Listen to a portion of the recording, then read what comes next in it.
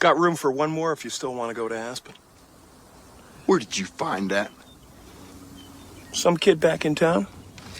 Traded the van for it, straight up. I can get 70 miles to the gallon on this hog.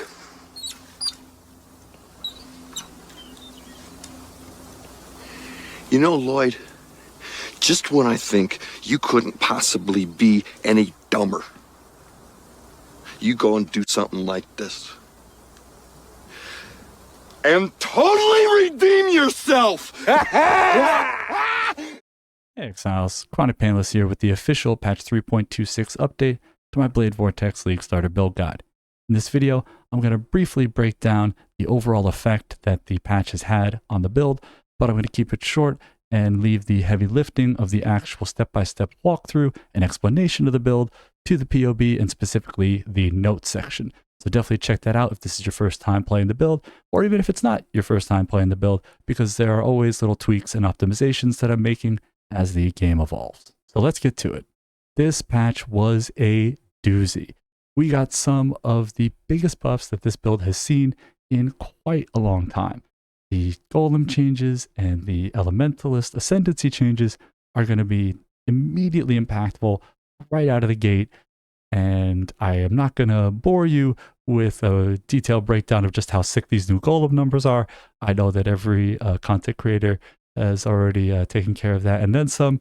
So suffice to say, you know, the way I see it, we're basically getting 2 or more Ascendancies worth of value for free, since we are getting the 2-for-1 from the Golem Ascendancies being combined. And we're basically getting the AoE portion of Heart of Destruction for free, on top of all of the other value that the Golems are going to be providing, on top of the buff to Shaper of Storms, on top of the earlier access to the Herald of Ash and the Herald buff effect that we're going to be getting from the Bringer of Ruin. And we're just looking at such a huge boost to our power level for just the cost of the Ascendancy points, right? None of this is going to be gear dependent at all. That I really think that we are seeing a new era of Cole BV, where there is no longer going to be a reason to ever swap to an Occultist. For the past several leagues in a row, I have found myself respecking to an Elementalist as I push my budget even higher. And now that the early Elementalist is just going to be so much stronger, I think we're basically going to be able to skip over the Occultist, to just pave over that gap that it used to fill in our farming progression, because the only reason to go for an Occultist really at this point was Profane Bloom.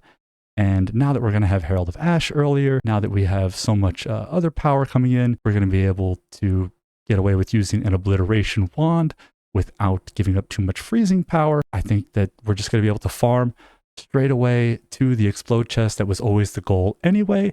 Because, you know, even as an Occultist, right, you still didn't want to use Profane Bloom forever because it was never going to scale as well as physical explosions would.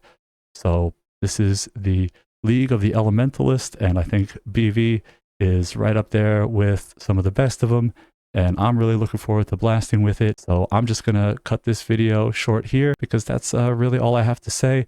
I think you're gonna have a good time if you play it. Check out the notes, join the Discord. I'll be streaming my league start this Friday on Twitch, and in the meantime, try to stay painless.